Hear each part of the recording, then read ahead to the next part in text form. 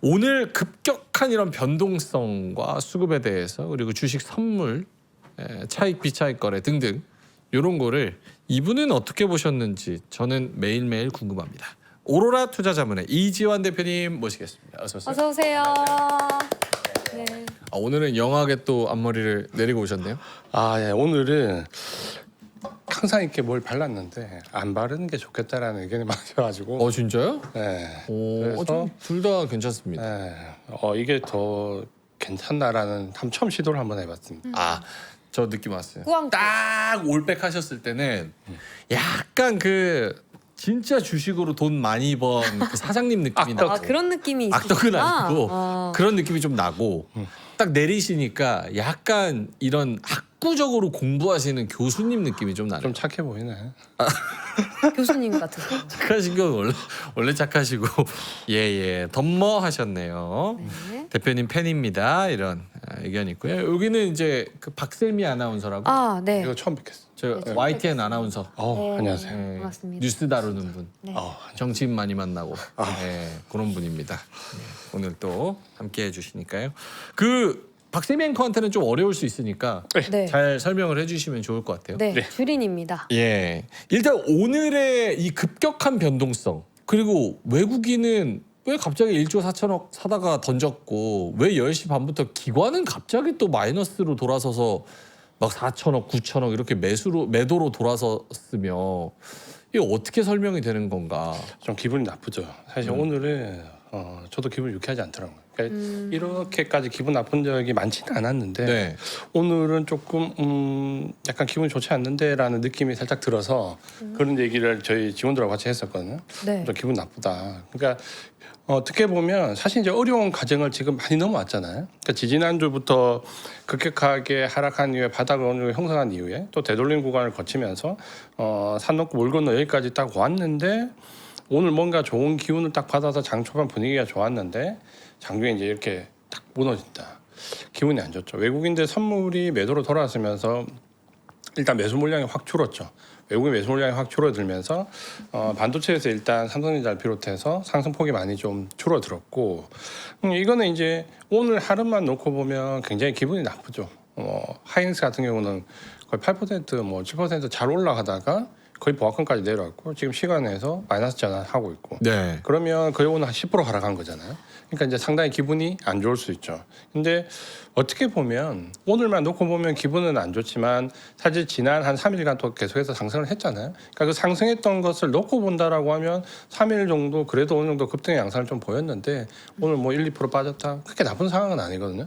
근데 왜 기분이 나쁘냐면 올랐다 내렸기 때문에 기분 나쁘고 그냥 장 초반에 한 1%, 2% 빠졌다 그러면 아마 3일 동안 지난주 굉장히 급등했으니까 이 정도 조정은 뭐 받아들일 수 있으라고 했을 건데 올랐다 줬다가 뺐으면 기분 나쁘잖아요. 그렇죠. 그러니까 그게 이제 오늘 또 하필이면 오늘 주제인데 하필 장이 또 그렇게 나왔거든요. 진짜요? 그래서 오늘 이제 개인 물량 틀기나 개인한테 물량을 어떻게 뺏어오는가 기분 나쁜 상황을 만드는가에 그 내용이 있었는데 마치 이제 시장을 보고 적은 것처럼 오늘 시장이 또 그런 패턴이 나왔네요.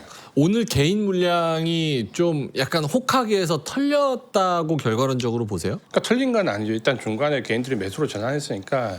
근데 이제 이렇게 가면 보통은 내일 하루 정도 더 빠지면 개인들이 이제 좀 좋지 않다가 그 다시 이제 주 후반부나 다음 주 초반으로 넘어가서 급등이 나오면 그때 이제 물량을 또 다 털게 되거든요. 그러니까 오늘 들어갔던 단가에 본전이 올 때, 오늘 들어갔던 단가 본전이 올 때 만약에 내일 정도 빠지고 모레나 그 한 금요일 정도에 급등이 나오면 오늘 들어갔던 단가가 본전에 오는 순간 또 던지죠. 왜냐하면 본전이 중요하니까 우리 그러니까 이런 식의 물량 털기가 좀 나오는데 오늘 이제 외국인들 매수량이 많이 줄기는 했지만 매도로 전환된 건 아니거든요. 삼성전자 하이닉스도 어느 정도 매수로 유입이 되었고 그러면 오늘 왜 빠졌냐를 놓고 많은 분들이 질문하시는데 네.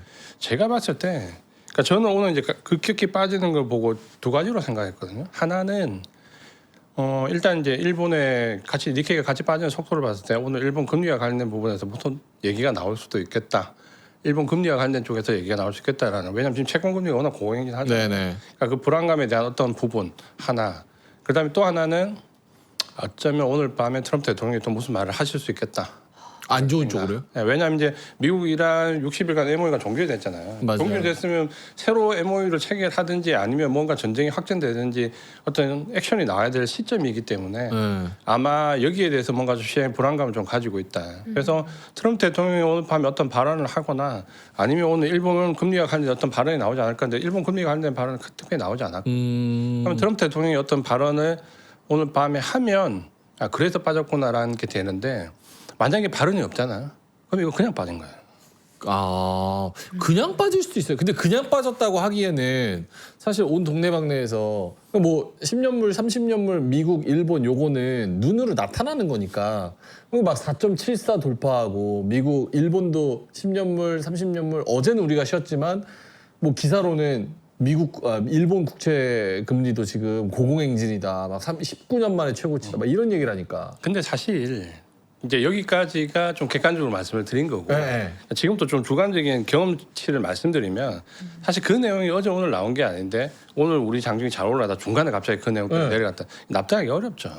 그게 만약에 이번에 예를 들어서 일본의 BOJ에서 뭐 어떤 돌발적인 행위를 했거나 아니면 오늘 밤에 트럼프 대통령이 무슨 발언을 하면 뭐 그것 때문에 선반영되었다고 하겠지만 사실 국채금리가 지금 30년 국채금리가 오늘 5.3까지 올라갔다. 5점이 넘어간 지 좀 꽤 됐잖아요. 그러니까 이게 자체가 굉장히 압박, 물론 작은 일은 아닙니다. 제가 계속 강조하지만 그때도 국채금리가 이 정도로 발작 수준에 있는 상태에서 미국이 금리 인상에 들어가면 상당히 곤란한 상황이다라고 했는데 그렇다고 하더라도 이게 우리 장중에 올라가는 그 시점에서 갑자기 이걸 이만큼 끌어내릴 만큼 긴급하냐라고 보면 긴급하진 않다라는 거죠. 이게 어제 오늘 나온 부분이 아니기 때문에 그러니까 이걸 만약에 핑계로 끌어내렸다라고 하면 창 초반부터 차라리 갭으로 내려갔었어야 되겠죠.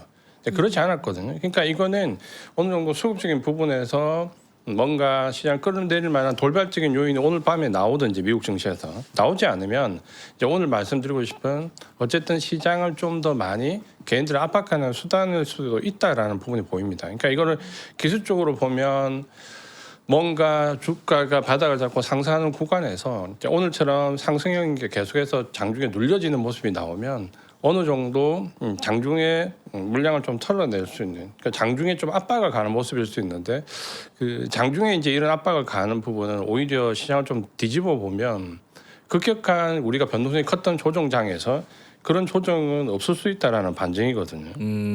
그래서 오늘 과연 이제 어떤 일이 나오느냐 두 가지로 예측을 했는데 일단 일본 쪽이 아니면 트럼프 대통령 입에서 뭔가 나와야 되는데 그렇지 않다라고 하면 제가 봤을 때는 너무 겁을 낼 필요는 없을 것 같습니다. 어쨌든 그냥 3일 상승하고 하루 조정을 받은 거니까 바닥권에서 3일 동안 반도체 흐름이 나쁘지 않았고 오늘 또 조정폭이 상승했다가 내려왔으니까 커 보이는데 그냥 네. 내려간 폭으로만 보면 큰 건 아니니까 너무 겁먹을 필요는 없을 것 같아요. 네. 네. 앞으로 그 순환매입 장세가 펼쳐진다 이런 얘기가 있던데 이럴 때면 또 경기 소비재나 개별 호재성 종목을 매수하시는 분들 꽤 있는 것 같거든요. 그렇게 이제 자금이 이동을 할 때 개인 투자자가 잘못된 추격 매수를 좀 피하려면 어떻게 매수를 해야 될까요? 기준이 있을까요? 그렇죠. 이제 그 어제 이제 그러니까 지난주부터 흘러왔던 미국 증시의 흐름을 보면 일단 미국 이란의 갈등이 표면화가 좀 더 갈등이 커져가는 부분이 증시에 이제 반영되는 부분이고 네. 이게 일단은 어쨌든 국제금리 발작과 직간접적으로 연관성도 있고 또 한 가지는 그러니까 두 가지로 볼 수 있는데 하나는 미국 이란 갈등이 심해지면 좀 좋았던 경기 소비재들이 확 위축되거든요. 그러니까 보통 우리가 지금 미국 증시는 기술주와 경기 소비재와 금리 인상 수혜주 이 세 개가 어떻게 보면 쓰리탑을 형성해서 올라가는데 미국이랑 갈등이 커지면 경기 소비재가 일단 가장 먼저 위축이 좀 되거든요. 그러니까 이런 부분들을 본다라고 하면 경기 소비재 쪽에 비중을 많이 뒀던 분들은 아무래도 미국이랑 갈등이 좀 커지면은 좀 경계심이 높아질 수밖에 없는 거죠. 그래서 기술주 위주의 경기 소비재의 금리 인상 수혜주 이렇게 다 엎어서 가는 지금 장세에서 근데 미국 장세를 어제 딱 보면 오히려 위기 상황이 뭔가 미국이랑 갈등에서 위기 상황이 좀 커지면 오히려 반도체에서 쏠림 현상이 강화되는 모습을 보였거든요. 그러니까 이거는 어쩔 수 없이 시장이 좀 어려워지면 가장 확실한 섹터로 수급이 몰리는 현상, 그러니까 수급의 쏠림 현상이 지금 나오는 건데 어제 사실 미국 증시는 그랬거든요. 네. 다우, S&P, 나스닥 다 내렸잖아요. 근데 반도체 많이 올랐잖아요. 그러니까 그게 장 시작하기 전부터 나스닥 선물 때부터 움직이는 거 상관없이 반도체 계속 올랐거든요. 그러니까 이걸 본다라고 하면 오히려 시장이 조금 어려운 구간이 되면 그렇다고 해서 미국 차트를 보면 이게 대세하라고 넘어가는 건 아니잖아요. 중간 조정이라고 보면 오히려 기술주, 특히 반도체를 중심으로 쏠림 현상이 더 강화된다라고 보면 네. 시장이 아주 좋을 때는 상관없이 같이 올라가지만 시장이 어려우면 반도체 쏠림 현상, 그리고 시장이 좀 괜찮아지면은 반도체를 비롯한 기술주와 경기 소비주와 금리상 수혜주가 스리터 어떻게 보면 순환매 형식으로 올라가고 그래서 지금은 시장을 나쁘게 볼 건 아닌데 이제 오늘 갑자기 이런 낙폭이 나왔고 우리나라뿐만 아니라 니케이도 같이 좀 빠지는 장중 흐름이 나왔기 때문에 시장의 경계 심리는 높아졌는데 원인은 잘 모르겠다. 사실 잘 모르겠다. 왜냐하면 지금 오늘 나왔던 여러 가지 이유들은 사실 그렇게 긴급한 이유들은 아닙니다. 네. 그러니까 이게 장중에 잘 가다 갑자기 깔아앉을 만큼 긴급하냐라고 보면 그냥 계속해서 반복적으로 잠재적으로 나왔던 요인들이기 때문에 이게 과연 긴급한가라고 보면 긴급하진 않아요. 알겠습니다. 갖고 오신 자료 쭉 이제 보면은 보시면 저희가 중간중간 질문하겠습니다. 일단은 그래서 먼저 수급을 좀 봐야 될 것 같아요. 네. 네. 그러니까 수급을 먼저 봐야 될 건데 어쨌든 우리 증시는 지난주부터 해서 삼성전자, SK하이닉스 위주의 반도체 위주의 외국인 수급이 유입이 되었고 이거는 이제 지난주부터 강조했던 어쨌든 개인의 외국인들의 패시브 리밸런싱 매도 물량, 웹도덕 헤지펀드 매도 물량 때 중장기 외국인 자금 유입. 근데 오늘도 사실은 조정은 받았지만 삼성전자, SK하이닉스 외국인 자금은 유입이 되었거든요. 장 초반보다 좀 낙폭이 줄었다. 그러면 이걸 이제 이렇게 생각하는 거예요. 장 초반에 분명히 삼성전자, SK하이닉스 외국인 매수를 이만큼 했거든요. 네. 장 마감할 때 되니까 요만큼 줄었거든요. 근데 우리 개인들이 생각할 때는 이제 어떻게 생각하면 이만큼 들어왔다가 불안해서 팔고 나왔다 이렇게 생각하는 거예요. 네, 맞아요. 그렇지 않거든요. 산 애들은 그냥 산 거예요. 아, 매도한 애들이 이만큼 있었다는 거죠. 그럼 차익 실현하는 매물이 좀 있었다는. 아니 그렇지 않다는 거죠. 다른 외국인이라는 말씀인 거죠? 들어왔던 매수는 그대로 매수가 되는 거고 네. 또 매도하는 쪽에서는 매도를 하는 거라는 거죠. 그러니까 오전에 9시부터 10시까지 네, 네. 존이 들어와가지고 열심히 존이. 산 거야. 네, 샀어. 그리고 존은 이제 밥 먹으러 갔어. 갔어요. 그렇죠. 그러고 이제 저기 막 사막에서 이제 그 기름 파는 애가 외국인이 또 들어와서 네. 걔 압둘은 또 팔고 나간 거지. 약간 그렇죠. 이런 개념으로 말씀하시는 아. 그렇죠. 그러니까 산 쪽과 매수한 쪽과 매도한 쪽이 다르다는 거죠. 외국인도 하나가 아니잖아요. 그러니까 대부분 근데 이제 오늘 주위에서 이렇게 딱 들어보면 외국인도 이만큼 샀다 불안하니까 이만큼 다시 팔았다라는데 그건 아니고요. 산 쪽은 그냥 산 거고요. 그리고 그 중간에 그냥 매도한 쪽은 매도한 겁니다. 그러니까 어떻게 보면 그러니까 이 수급이 지난주에는 급격히 외국인들이 그러니까 개인이 지난주에 거의 한 9조 넘게 코스피에 10조 가까이 팔았거든요. 외국인이 적어도 그 물량 다 받았잖아요. 그러니까 팔았고. 근데 수급은 지난주에 외국인 중장기 위주로 좀 좋게 들어왔는데 사실 그 전주에 매도 물량이 계속 줄었거든요. 그러니까 그때 외국인 매도 물량이 줄 때 그러니까 우리가 생각할 때는 이렇게 생각해요. 외국인이 이제 매도를 그만하는 것도 그건 아니죠. 패시브 물량 나가는 물량 계속 나가고 있죠. 다만 매수하는 쪽이 늘어난 거죠. 그러면서 지지난주에 매수한 물량이 늘어나다가 지난주에는 매수하는 물량이 급격히 늘어나면서 순매수가 뒤집어지는 거죠. 그러니까 순매수라는 것은 매수와 매도의 차잖아요. 그러니까 네. 매수하는 매도의 차지 그게 하나의 사람이 움직이는 게 아니잖아요. 그러니까 그걸 이제 그렇게 생각해야 돼요. 그래서 오늘 들어왔던 중장기 자금은 그대로 중장기 자금이 유입이 된 겁니다. 유입이 된 거고 다만 매도하는 쪽에서는 단기적으로 불안한 쪽에서 매도는 했죠. 그러니까 단기 자금은 매도를 했고 중장기 자금 매수는 유지가 되고 있다라고 보는 게 지금 수급의 일단은 패턴이다라고 보면 될 것 같고 그래서 이거를 우리는 이제 단순하게 개인, 기관, 외국인 이렇게 3분법으로 놓으니까 외국인 하나인 것처럼 상대하지만 네. 실제 그렇지는 않죠. 매수하는 쪽은 매수를 하고 매도하는 쪽은 매도를 하는데 매도한 쪽이 많으면 순매도가 높게 나타나다가 이제 매수한 쪽이 많으니까 순매수가 높게 나타났고 그러니까 오늘은 장 초반에 지난주에 매수했던 자금이 그대로 유입이 됐는데 누군가 매도를 한 거죠. 또 다른. 그러니까 그 또 다른 매도를 한 쪽은 아마도 좀 단기적인 시각으로 들어왔던 물량이라고 볼 수 있고 그러면 어차피 우리가 지난주부터 생각했던 외국인 매수의 주체는 제가 볼 때 지금은 중장기 자금입니다. 중장기 자금. 단기 자금이 아니에요. 그러니까 단기 자금은 치고 빠져나가겠죠. 그러면 우리가 생각했던 지난주부터 유입됐던 자금 중장기 자금을 제가 이제 이 말씀을 왜 드리냐면 중장기 자금을 보고 따라 들어갔으면 중장기 자금에 맞춰서 투자를 해야 돼요. 아, 중장기 자금을 보고 들어갔는데 오늘 단기 헤지펀드 나가니까 나도 덩달아 나간다? 그럼 들어올 때는 중장기 자금으로 들어왔다 나갈 때는 단기 자금 나가는 거잖아요. 빡자잖아. 안 맞잖아요. 아쉬워요 그러면. 그러니까 이렇게 투자하시면 안 된다는 거죠. 그러니까 중장기 자금을 보고 들어왔으면 중장기 자금이 나갈 때까지 버텨야 되는 거고 나는 단기로 치고 빠졌다. 그런 분들은 오늘 나갈 수 있죠. 왜냐하면 지난주 3일 연속 상승했으니까 보통 3일 연속 상승하고 개불하면 잘 아시잖아요. 뭐 적산벽, 흑산벽 하시면서 팔잖아요. 그럼 팔 수 있는 거죠. 그래서 그거 매도한 걸 가지고 너무 크게 생각할 필요는 없다라는 거고 다만 딱 시점이 좀 미묘했던 부분은 그러니까 미국과 이란의 어쨌든 60일간의 그 MOU가 끝났던 시기이기 때문에 여기서 어떤 네. 발언이 나오지 않을까. 그러니까 오늘 나갔던 단기 자금은 아마 여기 신경 써서 나갔을 겁니다. 오늘 트럼프 대통령이 뭔가 발언을 하지 않을까?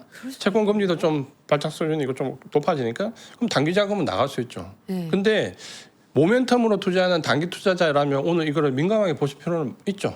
단기로 투자하셨으니까 오늘 정도 빼시는 게 맞죠. 근데 만약에 저처럼 펀드멘탈 투자하는 장기 투자자라고 하면 굳이 내가 오늘 뭐 이거에 신경을 많이 써야 되냐라고 보면 근데 사실 좀 불안해서 해치를 조금 걸긴 걸었거든요. 왜요? 그 왜요? 불안감은 조금 불안해서 걸긴 지금 걸었는데 위로만 왔다가 살짝 그 불안감을 어디서 네네. 느끼겠습니까? 왜냐하면 이제 매수 물량이 많으니까 우리는 그러니까 조금 걸기는 걸었는데 그렇다고 해서 뭐 물량을 줄이거나 뭐 여기서 매도가 나는 그런 행위를 하지 않아요. 그러니까 기계적인 차원에서 거신 그러니까 거죠. 냉정하게 말씀드려서 해치는 조금 걸었다. 음. 그러니까 그렇지만 네. 뭐 이게 크게 뭐 많이 영향을 줄 것 같냐라고 물어보면 별로 그렇게 많이 영향을 줄 것 같습니다. 왜냐하면 오늘 거래량을 보시면 거래량이 많지 않아요. 예를 들어서 여기서 차익매물 쏟아지면서 거래량이 터졌다. 그러면 긴장을 해야 되겠지만 이 정도 물량이면 단기로 들어왔던 지난주 물량들 그래도 한 20-30% 수익이 났잖아요. 그 물량들 오늘 좀 빠져나가겠다. 지난주에 SK 하이닉스 올랐던 거랑 오늘 장초가 한 8% 올랐으니까 합치면 그 한 30% 넘게 올랐잖아요. 그러니까 30% 넘게 올랐으면 단기 자금은 빠져나갈 만하죠. 왜냐하면 이런 한 번의 모멘텀을 겪기 싫어하니까. 그러니까 단기 자금이 나가는 건 나가는 거고 제가 지금 주목하는 건 2주 전부터 계속 말씀드렸던 건 어차피 네. 중장기 자금이니까 거기에 맞춰서 투자를 하시면은 굳이 뭐 내가 여기서 물량을 많이 줄여야 되나 그런 생각이 들지는 않아요. 마음이 편해졌어요. 마음이 편해졌어요. 예. 그 질문 하나 있는데 이거 그냥 정말 짧게만. 최근에 이제 전자닉스를 기점으로 우리 시장의 변동성이 엄청 크잖아요. 그리고 외국인이 하나가 아닐 수 있고 둘일 수 있고 뭐 여러 명일 수 있는 각자의 입장이 갈리는 거를 우리가 그렇게 다방면으로 입체적으로 봐야 된다라고 말씀해 주셨잖아요.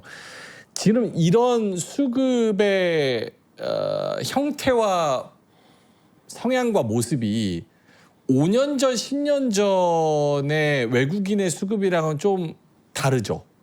그러니까 예를 들면 예전에는 외국인이 그냥 한 명이라고 퉁쳐도 될 만큼 그냥 외국인이 사봤자 어차피 한 방향으로 조금씩 사고 한국 시장 사면 삼성전자 사고 이런 개념이었다고 치면 지금은 전자닉스가 하드웨어 대 소프트웨어, 시타델과 레오폴드 뭐 어떤 헤지 펀드와 어떤 집단 여기에서 그 뭐라 그래요? 이 싸움의 소용돌이에 전자닉스가 같이 빨려 들어가게 되면서 키옥시아, 닉스, 전자 이런 애들이 수급에 외국인의 수급이 플러스 마이너스가 우리나라도 같이 여기에 엮여서 요동치는 그런 변동성을 보이지 않나.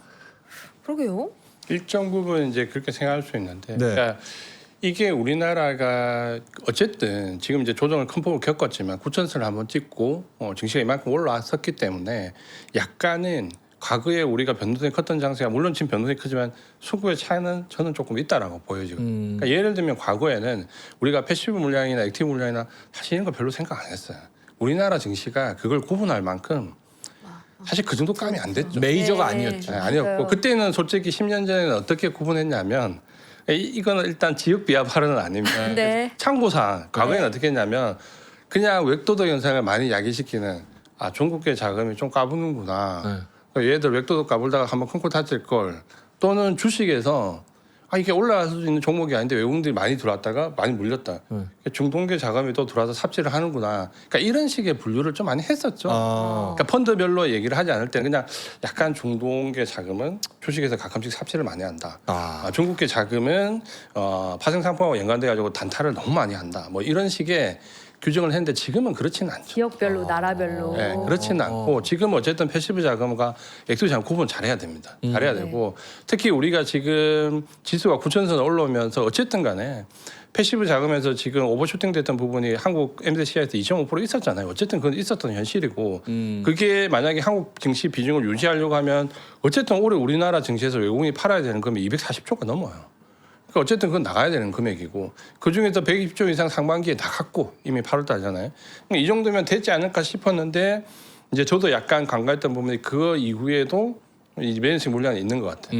리밸런싱 물량은 좀 있는 것 같고 그러니까 이 리밸런싱 물량에 편성해가지고 어차피 여기 물량 나갈 때 조금 같이 내려쳐서 어떻게 여기서 좀 수익을 라는 헤지펀드 일부의 파생상품에 연관된 웹도더 현상이 분명히 있었고 그거는 ETF라는 레버리지 ETF 상품과 파생상품에 연관되어 있었던 부분이고 그러니까 그걸 절묘하게 잘 노렸죠. 그 변동성을 다 노렸고 지금은 이제 그게 어느 정도 마무리될 수 있는 시점인데 중장기 자금이 유입되면서 어느 정도 그러니까 단기에 움직였던 물량들이 조금 오늘은 움직이는 경향이 좀 있는 것 같다. 근데 이게 우리가 지난 7월 달에 급락했던 시장의 수준으로 만들 수 있겠냐라고 하면 그런 힘은 없어 보여요.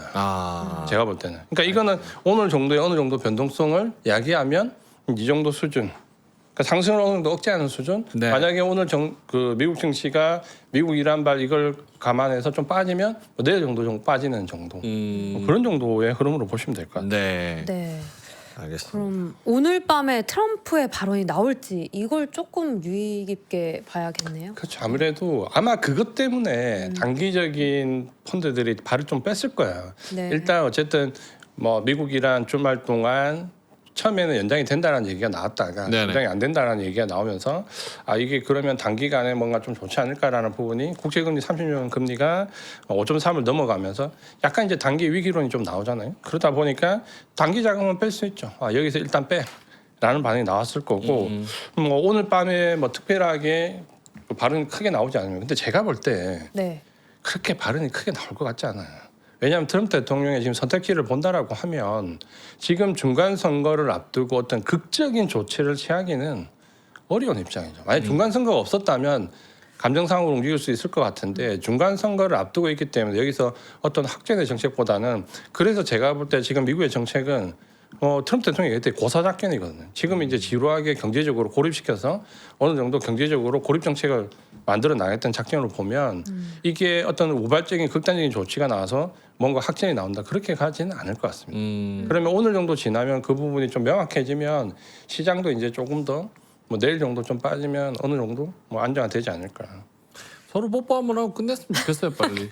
아, 너무 그러게요. 싸우니까. 아. 예, 알겠습니다. 다음 자료 가볼까요? 네.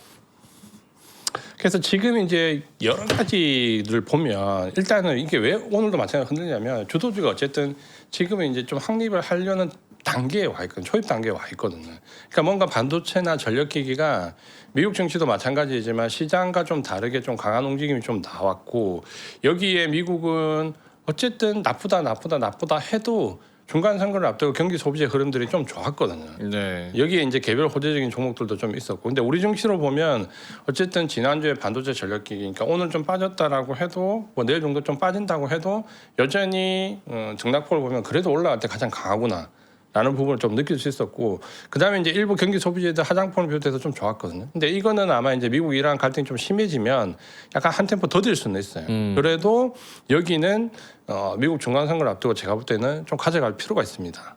그리고 마지막에 이제 제약이나 원전 같은 개별 호재 종목들이 바닥권에서 올라오는 모습인데 결국은 이제 이런 정도의 섹터 구분을 해서 하반기에 어느 정도 펀드들 자금이 몰리지 않을까라는 이제 그 기대치를 좀 가지고 있고요.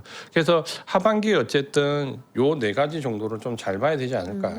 근데 좀 아쉬운 부분은 코스닥에 대한 이제 기대치가 좀 많을 건데 네. 네. 코스닥 같은 경우는 우리가 기술적인 부분이나 수급적인 부분을 본다라고 하면 일단은 기술적인 반등 이상의 의미가 있지는 않습니다. 아직까지는. 그러니까 여기에 눈높이를 너무 높이 두면 주도주를 오히려 이쪽으로 옮기는 우를 범할 수 있거든요. 그래서 그거를 좀 지양해야 되는 부분인데 그러니까 지지난주 이제 반도체가 뜨기 직전에 이제 제가 말씀드렸던 부분이 반도체를 팔고 자꾸 코스닥으로 넘어가라는 수급 등떠밀기가 좀 보인다라는 부분을 말씀드렸는데 지금 오늘도 이렇게 움직이고 내일 만약에 반도체가 오늘 이만큼 올랐다 빠지잖아요.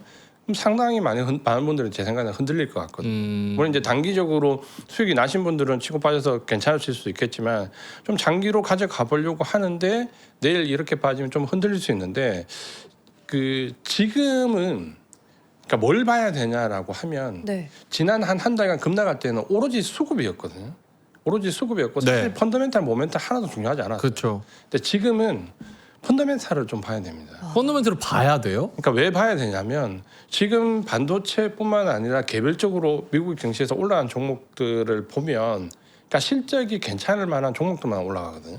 그러니까 이 부분을 좀 생각을 하면 어쨌든 수급의 주체가 상반기는 개인이었잖아요. 우리 증시에서. 그렇죠. 어쨌든 개인이 올렸고 이 금융투자가 ETF에 걸려서 올렸는데 ETF도 개인이잖아요. ETF를 샀던 개인이 샀던 어쨌든 개인이 사서 올렸기 때문에 개인이 가장 중요시하는 건 뭡니까? 개인 탄력성, 모멘텀이거든요. 모멘텀. 개인은 무조건 트렌드, 모멘텀이거든요. 네. 지금 주가에 뭐가 가장 주가 상방률을 높이냐니 모멘텀이 중요시 왔다면 지금은 매수의 주체가 이제 어디로 갑니까? 외국인 기관? 외국인이잖아요. 네. 외국인인데 어떤 외국인? 기관은 포함 안 돼요? 기관은 이제 우리나라 기관은 돈이 없죠. 외국인이 외국인이 해줘야 돼요? 네, 안타깝지만 돈이 없죠. 아, 그래서 외국인인데 외국인도 짧은 단계보다는 중장기적인 외국인. 그럼 중장기적인 외국인은 뭘 보고 들어올까요? 기업 펀더멘탈. 그렇죠. 그러니까 상반기는 개인이 모멘텀을 보고 들어왔다면 하반기는 중장기 외국인들이 펀더멘탈 보고 들어올 거거든요. 아 중장기 자금이 길게 보고 펀더멘탈 보고 들어오는 것 때문에 펀더멘탈을 좀 봐야 돼. 그러니까 개인 상반기는 개인 중심의 모멘텀이 강한 종목 위주로 가야 되고 하반기는 펀더멘탈 위주의 외국인이 사는 종목이 들어와야 되는데 그러면 외국인들은 우리가 기대하는 것처럼 금융투자 ETF 분량처럼 한 번에 막 급등의 양상 그렇지는 않겠죠. 대신에 이 부분은 주도주가 계단식 상승으로 올라갈 수 있겠죠. 그러니까 이거를 생각해야 되는 거예요.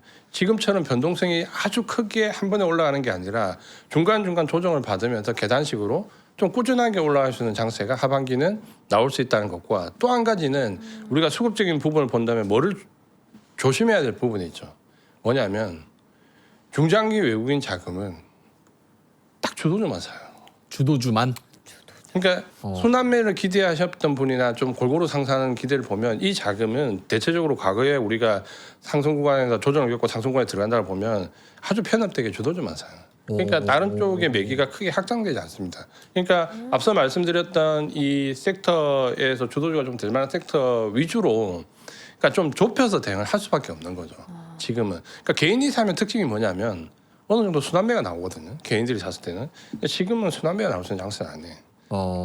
그래서 펀더멘탈과 주도주 압축이라는 부분이 연말까지는 좀 그렇게 갈 가능성이 높다. 질문 있어요. 그러면 그 두 가지인데 질문이 하나가 펀더멘털을 봐야 된다고 말씀하셨잖아요. 근데 지금 한국의 코스피 전체의 PER이 싸다고 하시는 분들도 계시고 맞아. 닉스전자가 뭐 4배 뭐 멀티플이 그 정도가 싸다라고 생각하는 분들도 계시고 아니야 1년 2년 뒤에 반도체 어떻게 꺾일지도 모르고 그걸 어떻게 미국 정부랑 소프트웨어 애들이 후려칠지 그거는 아무도 모르는 거야. 창신 메모리도 있고 막 그런 얘기들이 있잖아요. 그러면 펀더멘털이 싸다 안 싸다 얘기는 알겠는데 판단하는 사람마다 이 레인지가 너무 커가지고 과연 내가 지금 코스피가 이게 7천이 싼 건지 비싼 건지 그게 판단이 안 되더라고요. 예리한 질문인데 네. 이제 이렇게 되면 이제 줄인 수준을 넘어가죠. 넘어가요. 그럼 조금 쉽게. 네, 좀 쉽게 이해하기 말씀드리면 쉽게 풀어주세요. 그거는 인식하기 나름인데 네. 조건이 있다. 그러니까 좀 쉽게 풀어드리면 조건이 있다. 예를 들면 앞서 말했듯이 PR 삼성전자 3사 4조. 근데 이거를 부정해요. 그러니까 왜 부정하는 쪽은 과거의 반도체에 너무 대한 낮았으니까. 딱 기준. 그럼 반도체는 쉽게 얘기해서 한 분기 두 분기 반짝하면 꺾인다. 네. 사이클론. 그러면 그때는 왜 그런 얘기가 나왔느냐. 주로 들어가는 공급처가 PC나 모바일. 네. 그러니까 B2C잖아요. 네. 그렇죠. 네, 서버. 그거는 스팟 가격으로 길어봐야 한 분기 두 분기면 반짝하다 끝난다라는 거죠. 그러면 이게 그래서 평가를 PER이 아닌 PBR로 했죠. 그럼 이걸 PER 평가로 바꾸려고 하면 전제 조건이 있죠. 그래서 이제 조건에 따라서 다르다는 거죠. 아, 어떤 조건일까 우리.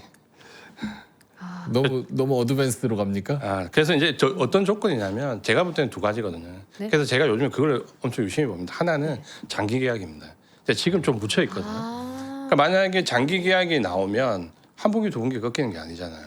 그러니까 사실은 장기 계약이 굉장히 중요합니다. 근데 이게 잘 인식이 안 되고 있지만 그래서 지금 마이크론 테크놀로지가 이번에 실적 발표한 거 보면 4년 이상 장기 계약이 50% 넘어갈 수 있고 네네. 삼성전자는 4년 이상 5년 가까운 장기 계약이 50% 넘어갈 수 있다라는 얘기가 나오는데 이게 나오면 한두 분기 사이클로 끝나는 게 아니죠. 특히 삼성전자 최근에 언급했던 걸 보면 5년 이상 장기 계약을 하고 거기에 대한 선급금을 미리 받는데 이건 중간에 계약을 취소하면 선급금은 그냥 우리가 가지는 구조. 네. 그렇기 때문에 취소하기 어려운 구조로 간다. 그게 4년 5년. 그래서 그러니까 제가 어디 가서 농담 삼아 하이닉스 400만 원 넘어서 500만 원 갈 수도 있다. 400만 원 넘어갈 수 있다라고 하는 전제 조건이 뭐냐면 첫 번째가 장기 계약입니다.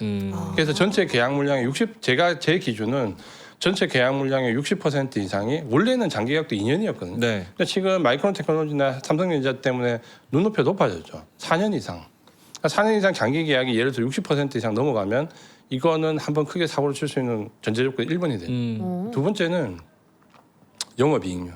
영업이익률. 예. 그러니까 지금처럼 영업이익률이 고공행진할 수 있느냐라는 부분이죠. 이게 물론 80% 넘어가면 더 좋았죠. 그러니까 이번에 SK 하이닉스 실적 발표를 하면서 제가 가장 아쉬웠던 부분이 뭐 물론 영업이익이 뭐 65조 이상인데 뭐 60조 났다. 이거보다는 영업이익률이 조금 더 못 넘어갔다는 거예요. 근데 삼성전자 하이닉스 영업이익률이 그럼 나쁘냐? 절대 나쁜 게 아닙니다. 지금 예를 들어 삼성전자 하이닉스 삼성전자 뭐 이번 실적 발표에서 나왔지만 영업이익률이 73%, 75%, 76%, 70% 넘어가는 나오는데 엔비디아가 영업이익률이 60% 중반으로 떨어졌죠. 그리고 TSMC는 53%밖에 안 나옵니다. 그러니까 우리가 생각하는 엔비디아, TSMC 천홍성들이 60%대 50%대 영업이익률이거든요. 근데 삼성전자, SK 하이닉스가 70%가 넘어가는 영업이익률이다. 어마어마한 거죠. 근데 이 영업이익률이 만약에 왜냐하면 마이크론 테크놀로지가 매출 총이익률이 80%를 안 넘겼고 84% 이렇게도 나왔거든요. 그러니까 이게 만약에 영업이익률이 그 정도 수준을 유지하고 4년 이상 장기 계약이 전체 물량의 60%가 넘어가면 그러면 산술적으로 진짜 우리가 처음에 예상했던 하이닉스가 뭐 400만 원 넘어가는 거 아니야? 한번 꿈꿔볼 수 있죠.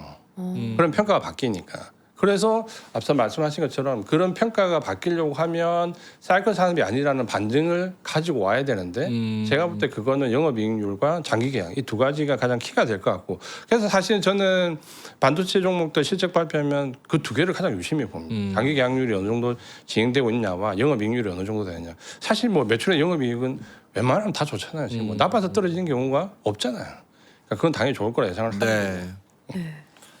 알겠습니다. 약간 궁금했던 건 그 말씀하신 그 부분이 저도 그런 주관적인 판단을 해서 A라는 종목을 살 거 아니에요. 근데 결국 주가는 외국인이 올리니까 나는 이게 합리적인 생각 같은데 올려주는 주포가 그렇게 내 의견에 동의를 안 하면 주가가 결국 안 가는 거 아닌가 이런 그렇죠. 생각. 그래서 수급이 중요하고 그래서 우리가 이번 7월 달에 한번 된통 당했잖아요. 네. 그 된통 당했던 게 결국은 삼성전자의 펀더멘탈이나 SK 하이닉스의 모멘텀이 안 통했잖아요. 맞아요. 삼성전자 그 영업이익 처음 나올 때 얼마나 깜짝 놀랐어요. 사실은 그 직원들 인센티브 준 걸 포함하면 100조가 넘어가는 금액인데 그렇죠.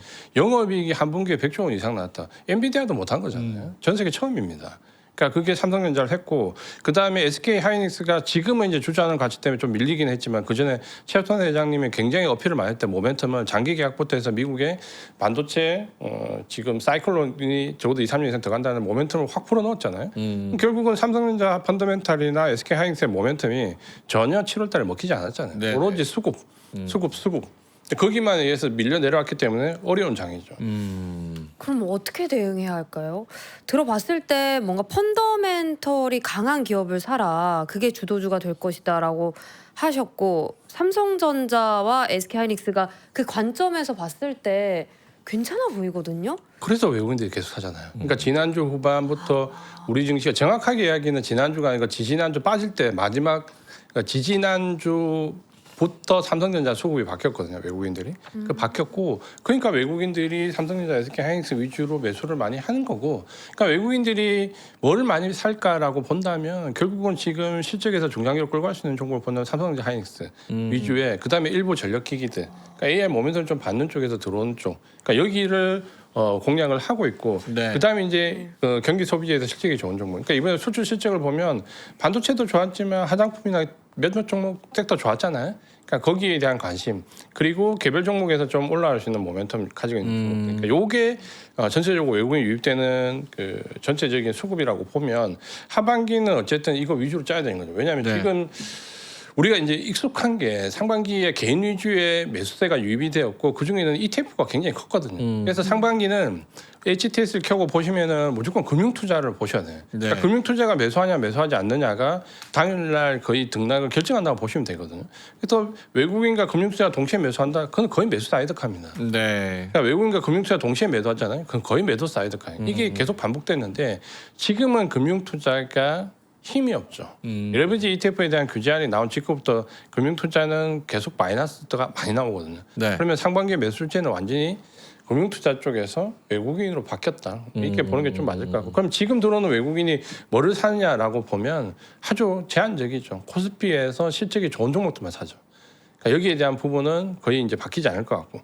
그러면 이 지금 조정이 마무리되는 단계에서 올라갈 때 보면 근데 이때 이제 딱 좋은 게 있죠. 뭐가 좋은 게 있냐면 코스피 대형주의 주도주 위로 투자하시는 분들은 이 시기가 지나는 시점부터 수익률이 과거에는 많이 좋아졌죠. 그러니까 이때 왜냐하면 그러니까 우리가 상반기에 잠깐 경험해봤지만 이때 그 외국인 자금이 유입되는 코스피에서 대형주들이 거의 코스닥 이상의 변동성을 가지고 상승하거든요. 그러니까 이게 이제 아마 하반기에 조금 나올 수 있는 그림 중에 하나가 될 것 같고 네. 이런 경험은 사실은 과거와 비교해 보면 거의 똑같습니다. 제가 볼 때 특별하지 않고 항상 크게 조정이나 하락을 겪어놨다. 그다음에 개인의 매수세가 어느 정도 외국인들에서 이전되면서 외국인들이 이걸 받아서 올라간다. 그러니까 이 등식은 거의 바뀌지 않죠. 그래서 거의 바뀌지 않는 것 같고 다만 이제 이게 왜 전형적으로 우리 시장에서 아주 전형적인 모습이다라고 보냐면, 그러니까 어느 순간부터 우리가 코로나를 겪으면서 시장 장세를 보면, 그러니까 대세 하락, 그러니까 이거는 대세 하락은 아니에요. 중간 조정이 컸지만 대세 하락은 아니거든요. 대세 하락에서 내려와서 바닥을 만들 때는 거의 연기금. 그러니까 1차 상승에서는 거의 연기금이 매수의 주체가 되고, 이게 연기금 계속 매수해주면 좋은데 어느 정도 상승하고 크게 한번 조정을 받고 2차 상승이 나올 때는 거의 외국인. 외국인이고 외국인이 마지막에 이제 물량을 넘기고 우리 흔히 1, 2파동이라는 마지막 파동에 들어가면 개인. 이 연기금 외국인 개인 이 매수 주체가 잘 바뀌지 않는 것 같아요. 근데 연기금은 왜 중요한 거예요? 왜냐하면 항상 연기금 수급 보면 뭐 1,000억, 2,000억 진짜 쫌쫌다리로 완전히 좀 이거 확 시원하게 사가지고 쫙 올려주고 국민들 딱 숨통 튀어지 얼마나 좋아요. 근데 사봤자 1,000억, 2,000억 많이 사면 뭐 3, 4,000억 지금의 답답해요. 지금 매수 주체가 아니니까 연기금은 대부분 대세를 갖고 우리가 바닥권에서 처음 올라오는 첫 파동 때 연기금 많이 사죠. 왜냐하면 그때가 좀 뭐 여러 가지 이유가 있지만 시장이 이제 굉장히 어려울 때 가장 어려울 때 연기금이 좀 사서 뭐 버텨줘야 된다 했는데 연기금 역할론이 나오거든요. 주식 안 살 수가 없어요. 근데 연기금이 사면 대부분 어느 정도 바닥권에서 반등이 주거든요. 근데 우리가 생각할 때 그러면 연기금이 바닥권에 샀으니까 좀 농통하게 잘 가져가면 좋을 것 같은데 또 그렇지도 않아요. 요즘 연기금은 어떻게 보면 운용을 잘한다고 해야 될 수도 있는데 어느 순간 오르면 또 물량을 줄이기 시작하죠. 그리고 그 물량을 줄이던 시기에서 2차 파동이니까 우리가 굳이 이제 기술적으로 얘기하자면 가장 강력한 LDR 파동에서 2차 파동이 나올 때는 대부분 외국인들이 주체가 되고 그러니까 지금이 이제 그런 단계에 들어갈 수 있는 시점이죠. 그런 단계에 들어갈 수 있는 시점이고 그러니까 외국인들이 여기서 중장기 자금 위주로 들어오면 코스피의 대형주 위주로 좀 편입된 부분을 가다가 근데 그러면 코스닥은 언제 가느냐라고 물어보시면 그러다가 이제 마지막 환란 구간이 나오죠. 정말 뭐 뭘 사도 다 올라갈 수 있는 순환매 장세가 나올 때 그때 코스닥이 올라가죠. 그때 피날레예요? 피날레에 가깝죠. 이제 그게 마지막 파동이 될 가능성이 높죠. 그때 되면 이제 뭐가 나오냐면 금리 사이클로 보면 금리 인상이 이제 탁 올라가는. 그러니까 보통 우리가 금리가 인상할 때 보면 어떠냐면 금리가 인상하면 주가가 좋지 않을 거라고 생각하는데 실제로는 그렇지 않아요. 그러니까 실제로는 금리 인상하기 전에 그러니까 금리가 인상할 거라는 두려움이 한번 빠지거든요. 한번 빠지고 그 다음에 또 반등이 나왔다가 실제로 첫 금리 인상이 나오는 그 금리에서 들어가는 구간에서 처음에 금리가 인상될 때 좀 올라가는 듯 하다가 한번 빠지거든요. 그러니까 보통 이 두 구간을 합치면 한 30% 정도 빠집니다. 보통 빠지고 그 다음 구간에서 금리가 이제 그 다음 본격적으로 인상되면 많이 빠질 것 같지만 그때 한 평균 우리나라 증시로는 40%에서 50% 정도 올라요. 네. 그러니까 왜냐하면 경기가 올라갈 때는 금리가 올라갈 때는 사실은 거꾸로 얘기하면 경기가 좋을 때거든요. 그러니까 경기가 좋은 하락을 누르기 위해서 금리를 인상하는 시점에서 올라가고 그럼 코스닥은 언제 좋았냐? 금리가 인상되는 그 시점에부터 시작을 해서 양적 긴축까지 들어가면 그러니까 금리를 인상하는데 양적 긴축까지 들어간다고 하면 긴축을 많이 해야 될 필요성이 있을 때거든요. 네. 그럼 긴축을 언제 많이 해야 되냐? 흥청망청일 때죠. 아. 경기가 그때는 양적 긴축까지 하는데 그때 코스닥이 순환매가 정점이 옵니다. 네, 네. 그러니까 그걸 본다면 아직까지 코스닥에서는 조금 그때까지 시간이 남아 있죠. 아. 가라디님께서 연기금 근무하는 애들 줄인이에요? 그 노코멘트 하겠습니다. 그럼 얼추 약간 이렇게 얘기하는 이유는 있나 보네요. 사실은 우리 연기금에서 근무하시는 분들이 어려움이 많아요. 그러니까 왜냐하면 일단 우리는 연기금을 운용하잖아요. 그러니까 이 얘기하면 또 정치적으로 비춰볼 수 있어. 그건 아니고 순수하게 그냥 이 업계에 종사하는 사람을 본다면 연기금에서 연기금이 예를 들어서 정원이 뭐 예를 들어서 운용 인력이 100명이다 하면 사실 절반 이상이 잘 안 차요. 그래요? 저 할 의사 있는데? 왜냐하면 일단은 연기금은 어디 있습니까 우리나라? 연기금 저기 저 전남 어디 있잖아요. 전주에 있잖아요. 전주. 지방으로 내려가야 돼요. 네. 지방으로 내려가는데 예를 들어서 증권회사 운용 인력을 하다가 연기금 운용 인력을 하잖아요. 월급이 어떻게 될 것 같아요? 그래요? 월급이 어느 정도일 것 같아요? 뭐 얼마예요? 제가 단순 계산할 때 3분의 1이 안 됩니다. 그러니까 그래도 월급을 3분의 1을 줄이고 지방으로 내려가야 돼요.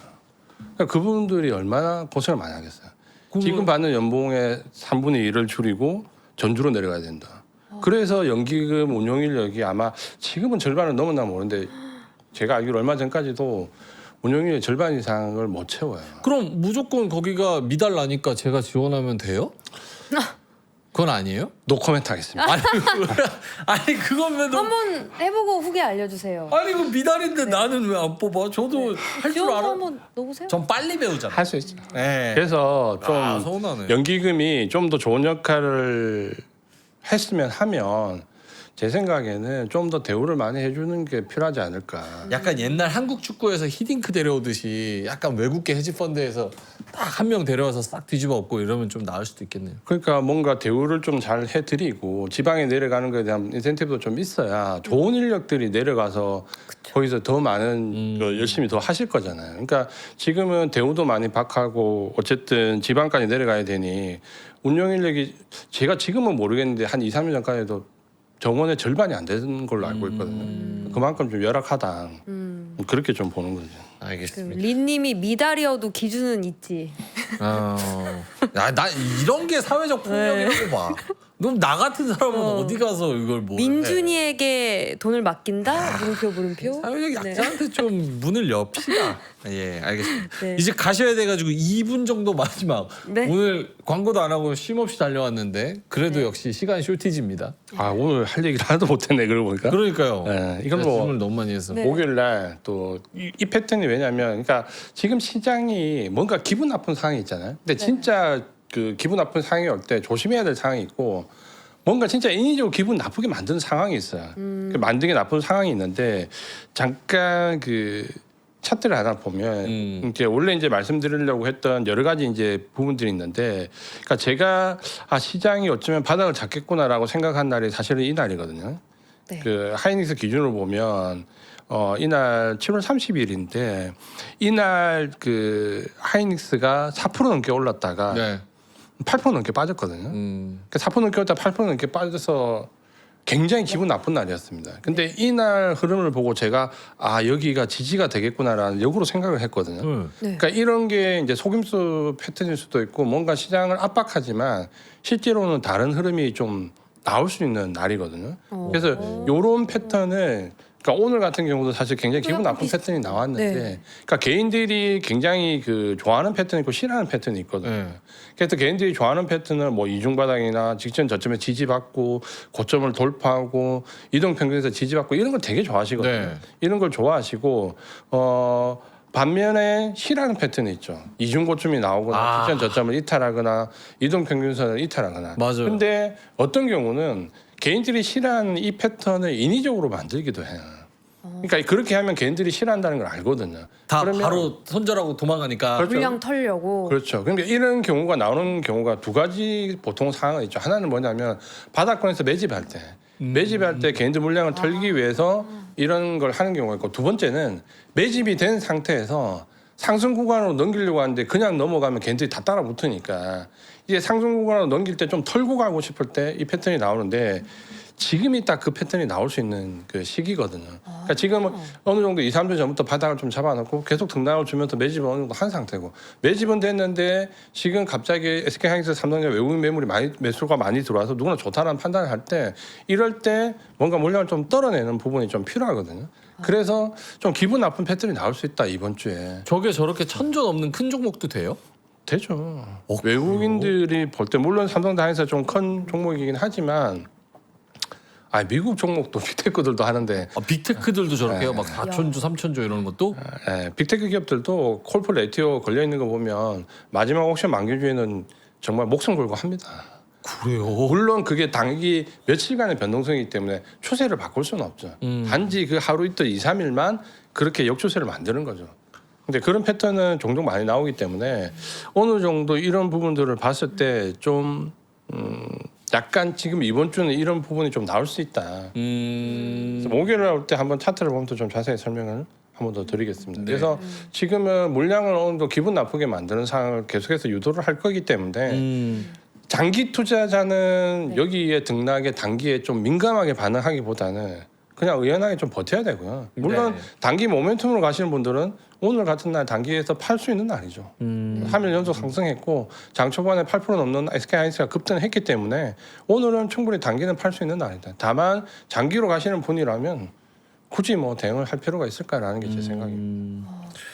네. 알겠습니다. 자, 오늘 뒤에 그 개인 투자자의 심리, 물량 털기, 뭐 다이버전스, 윗꼬리 이런 이야기가 뭐 살짝 해주셨지만, 예, 요거를 더 했어야 되는데 오늘도 시간이 부족했습니다. 네. 저는 최선을 다했어요. 네. 광고도 근데 안 했어요. 우리 명예앵커님이 질문이 진짜 예리해요. 그거는 제가 인정합니다. 야, 어쩌면은 그것 때문에 제가 좀 하고 싶은 얘기 편하게 하는 것 같아요. 그게 잘하시는 거잖아요. 예, 앵커로서. 고맙습니다. 많은 분들이 좋아해 주셔가지고 너무 좋습니다. 예, 우리 이재환 대표님. 네. 자, 그러면은 여러분 나가지 마세요, 제발. 왜냐면 광고 안 하고 제가 진정성 있게 쭉 달렸잖아요. 근데 이게 그쵸. 제가 딱 하고 나서 서로 우리 신의가 있어야죠. 딱 그렇게 이재환 대표님 보내드리고 나가지고 다 나가버리면은 광고는 그럼 또 제가 위에서 또 전화 오잖아요. 이재환 대표님이 한 말씀만 해주세요. 제가 중간에 안 끊었고 광고 안 했으니까 끝까지 좀 받아. 네. 저도 오늘 앉아 있을게요. 하십시오. 오, 저도 안 나갈게요. 그럼 셋이 아니 맨날 못 하셔가지고 저 때문에 예. 마지막에 몰리셔가지고. 예, 알겠습니다. 자, 그러면 광고 진짜 한 2분만 할게요, 진짜. 네.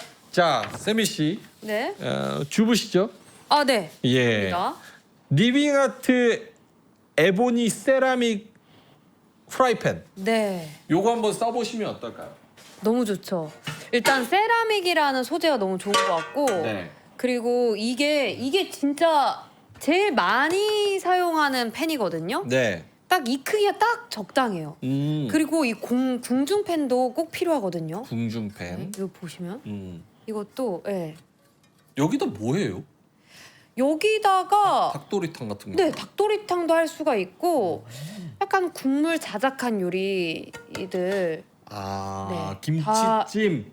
할 수 있죠. 고등어찜 못할. 그리고 사실 파스타도 여기다 하면은 또 넘칠 수도 있어요. 파스타. 저는 굉장히 먹성이 좋기 때문에 네. 많이 먹기 때문에 한 3인분 하려면 꼭 이 펜이 필요하더라고요. 그리고 이런 코팅펜인데 코팅펜은 사실 좀 자주 바꿔주면 좋아요. 예. 미세 플라스틱이 나오기 때문에 미세 플라스틱이랑 그 철 같은 게 이렇게 깎이거든요. 그래서 갈아주시는 게 좋은데 네. 너무 좋은 가격으로 나왔다 지금. 맞습니다. 이게 5만 원에 두 개면 두 개인데 5만 원. 네, 근데 리빙 같은데 5만 리빙 원에 같은데. 두 개다? IH야 또. 네, IH 이게 뭐 2중 뭐 5중 구조인가 막 뭐 그게 있어요. 아, 그래요? 네, 그래서 오. 좋은 거예요. 뭔지 모르겠지만 아무튼 오. 좋은 겁니다. IH 네. 좋은 겁니다, 여러분. 자, 여러분 여기에 해당하신다 싶으시면 바로 클릭해서 구매하세요.